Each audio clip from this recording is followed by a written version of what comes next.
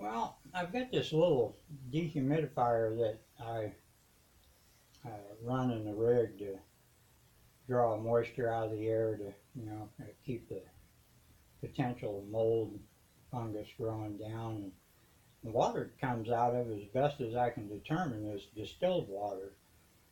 I've done quite a bit of research on this distilled water, and it's hard to find on the internet sources without an agenda about distilled water. Most of what I find comes from water companies who sell water, uh, or from big universities, and uh, you know, you I just have to take that information, and consider the source. So pretty much what I've determined is they consider that water in the dehumidifier non-potable water because of its incidental contact with the air around it. It's not an enclosed system, and consequently not sterile.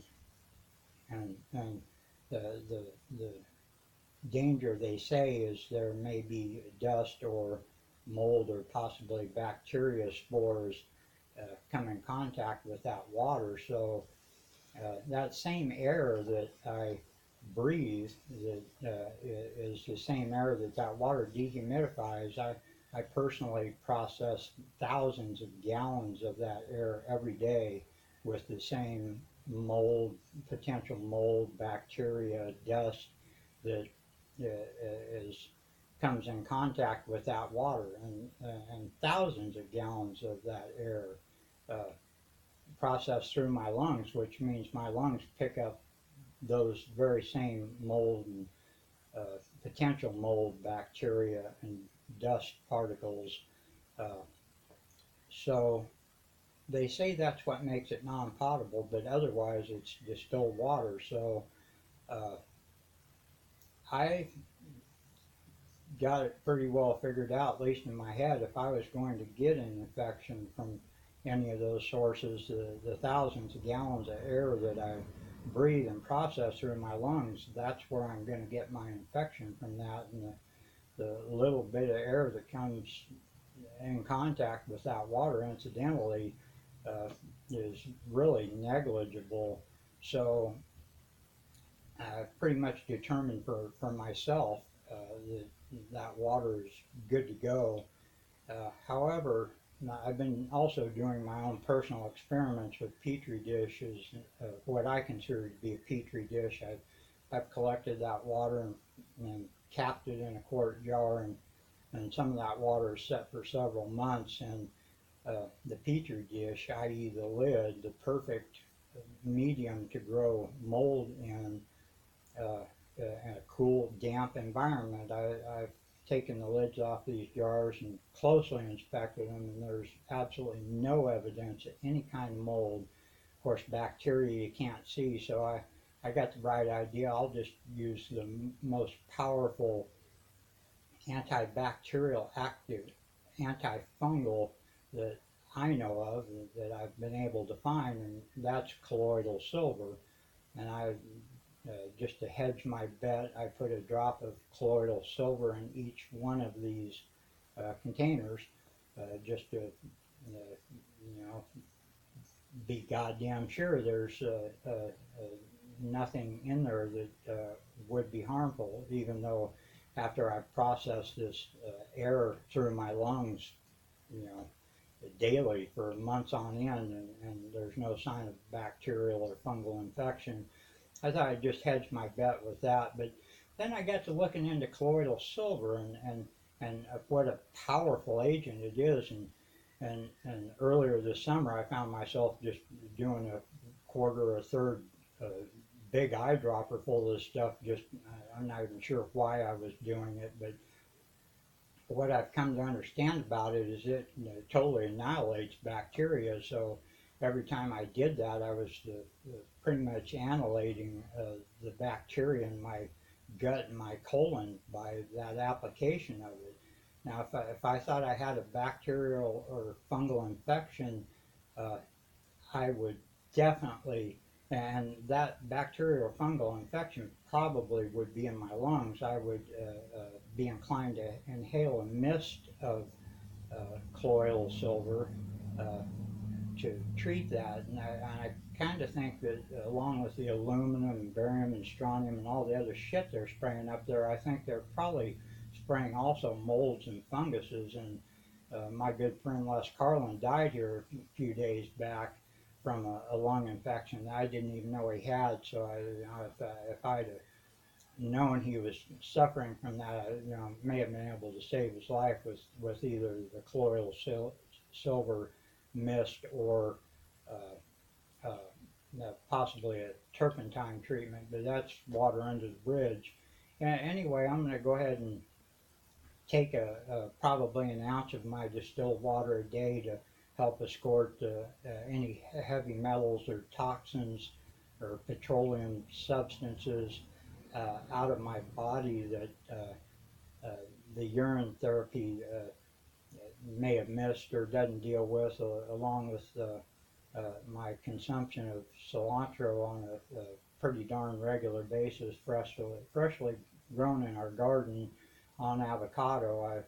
I'm pretty confident uh, that this water is the water for me, just in a small doses, because it doesn't take very much for this water to bind with those toxins and escort them out of my body.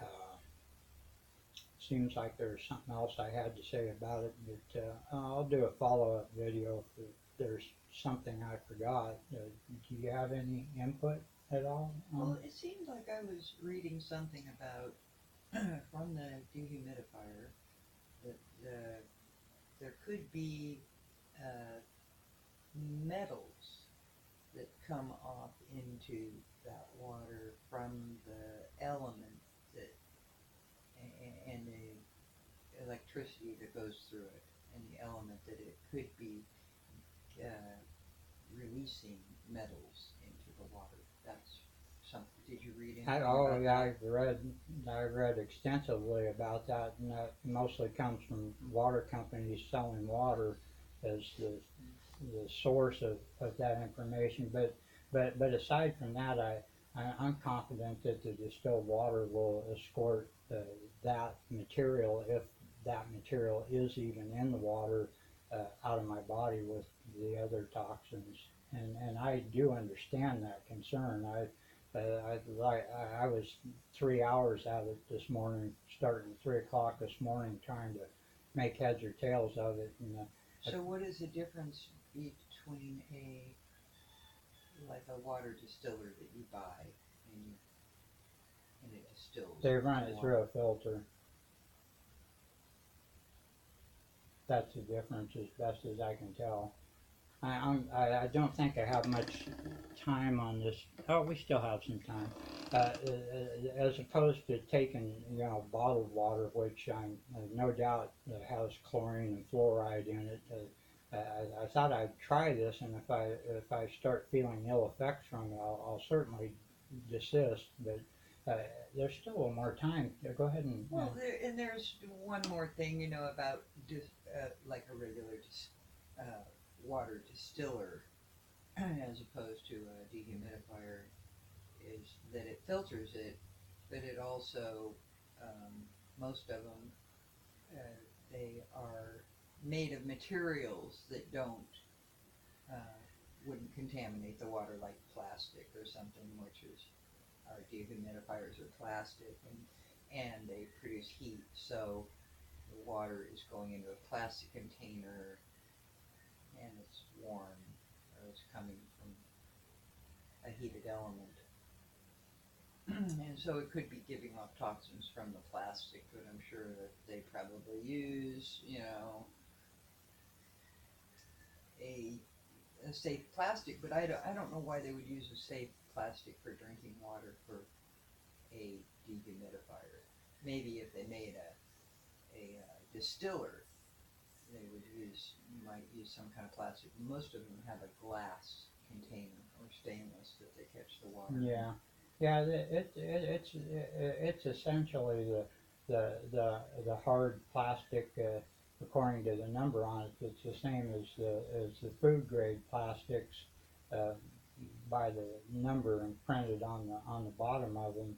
I have much more concern about the soft plastic bags that we store our frozen vegetables in, or that we buy our frozen vegetables in.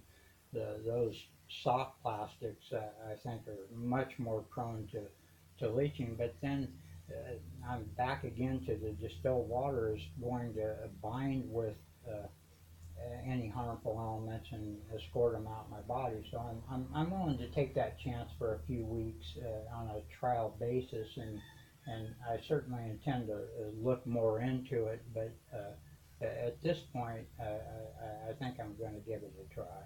Yeah, and I mean, if we buy distilled water, if you just buy it, it comes in a plastic bottle. Yeah, and it's probably got who knows fluoride in it. what the heck is in bottled water. Yeah. Regardless of what it says, you know. Yeah. I know the FDA in 2009 approved fluoride for all bottled water. In fact, it was like a mandatory thing. Yeah. That bottled water has fluoride in it, and that they do not have to label it. And that's another thing, you know, that I just want to mention is if your water it has a list of ingredients in it, it's probably not water. Yep, sounds good to me. Yep, so I'm going to wrap up this video because I don't have much time on this tablet, and that's what I'm going to do, and that's my 2 cents worth from a source without an agenda, i.e. me. Thanks for watching.